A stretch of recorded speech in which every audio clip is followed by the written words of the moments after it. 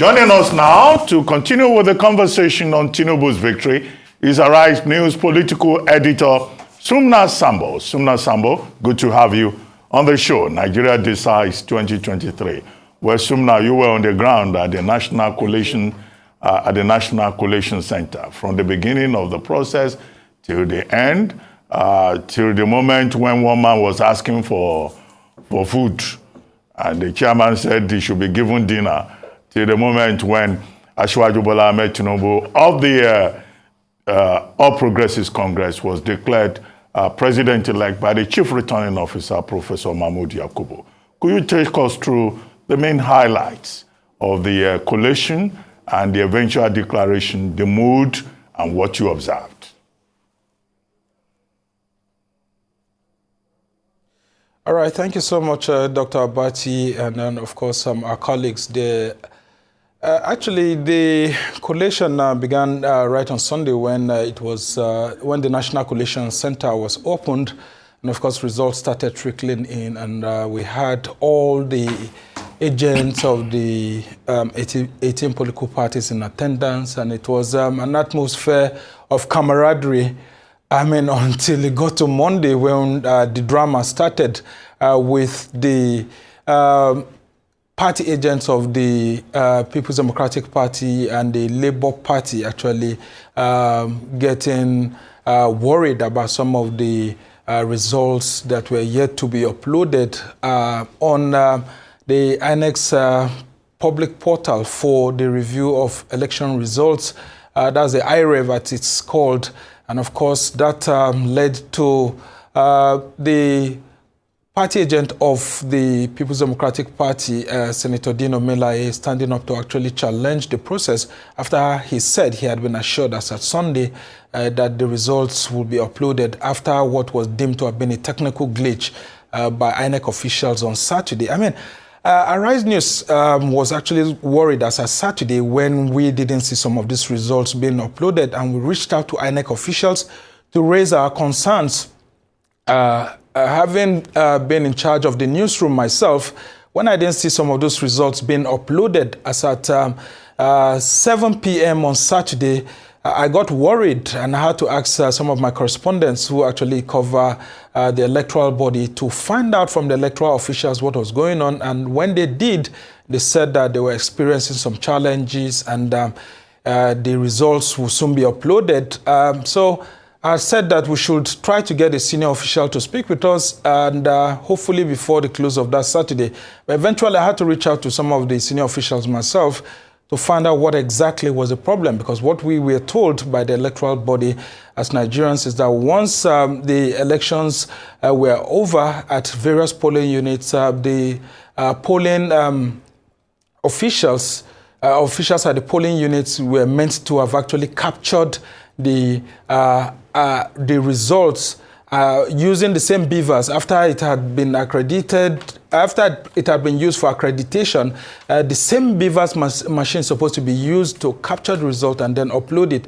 And they actually told us that they were actually being asked by political parties and other journalists too, so that we should await a preliminary statement on what was going on, because they were trying to find out what exactly the issue was.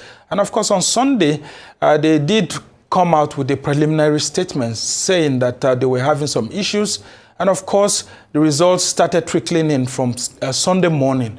But as at Monday, when the PDP and, of course, later on Labour Party officials raised that issue at the National Coalition Center, I mean, some of us too, as journalists, were worried that the results had not been fully uploaded more than, 24 hours after the election. And so that was the background to some of the intrigues and intricacies that we witnessed at the National Coalition Center, which eventually led to a walkout being staged by the PDP and the LP. And of course, it culminated to the press conferences and all of that we saw on Tuesday.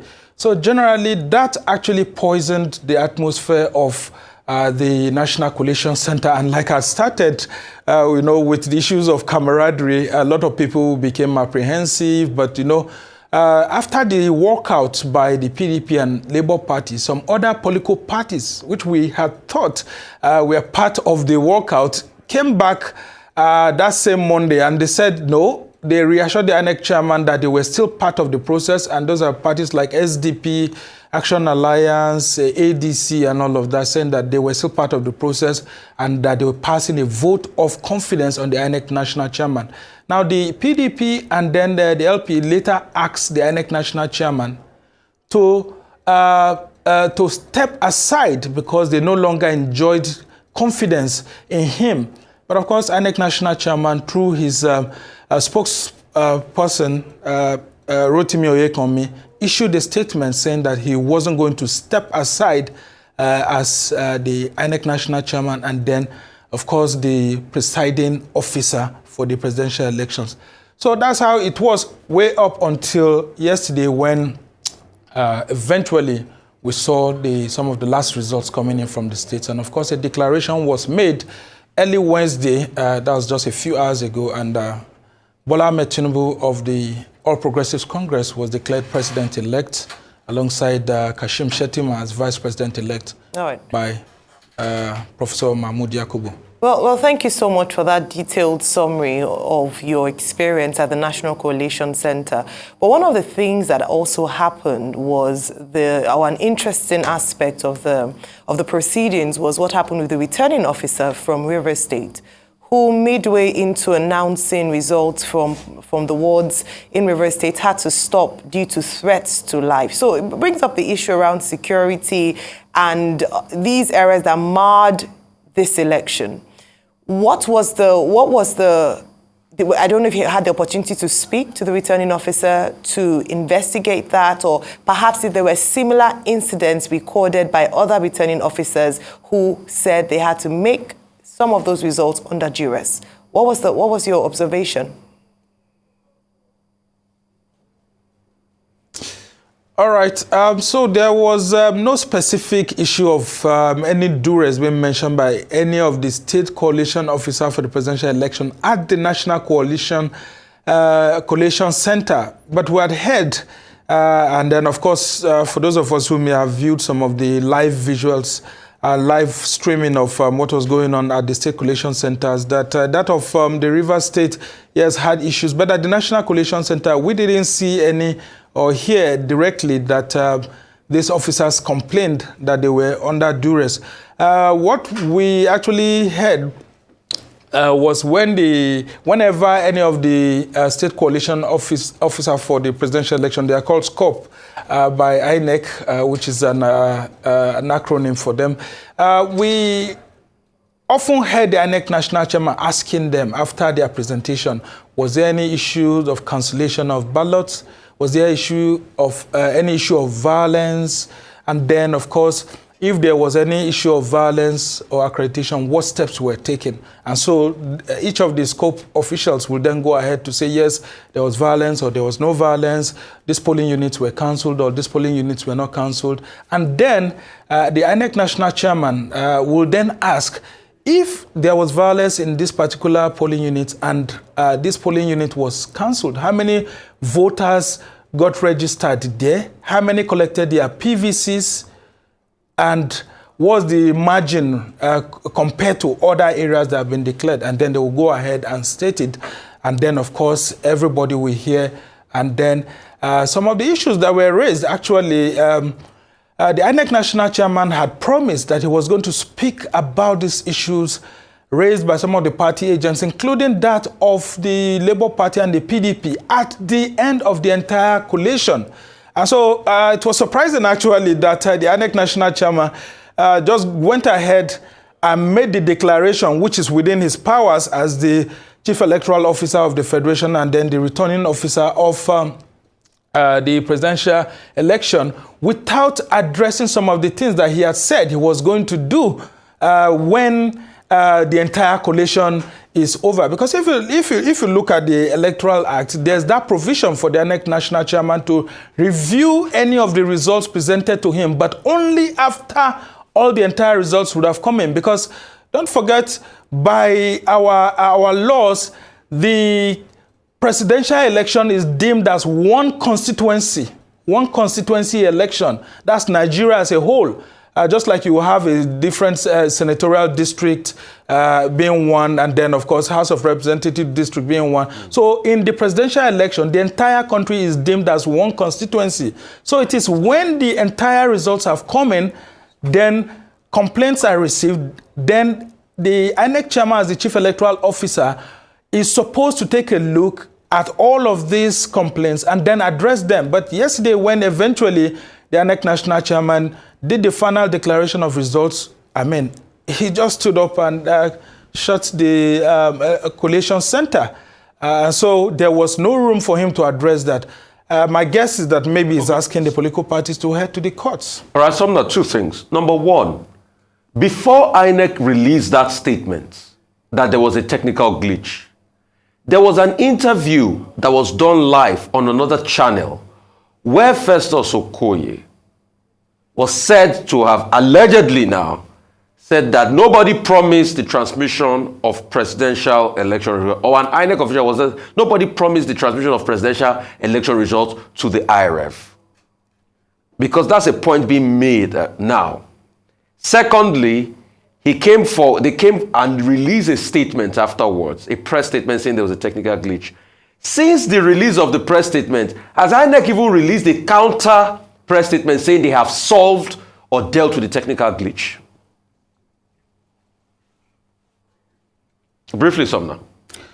Well, we haven't seen any other statement, Rufai, from INEC saying that they had resolved the technical glitch. But what we could actually see is an improvement in the number of results being uploaded. If you check the website right now, the portal, you will see that there's a tremendous amount of results that have been uploaded. I mean, as at the last time I checked last night, it was about 141,000 or so. So now we have about 176,000 polling units across the Federation.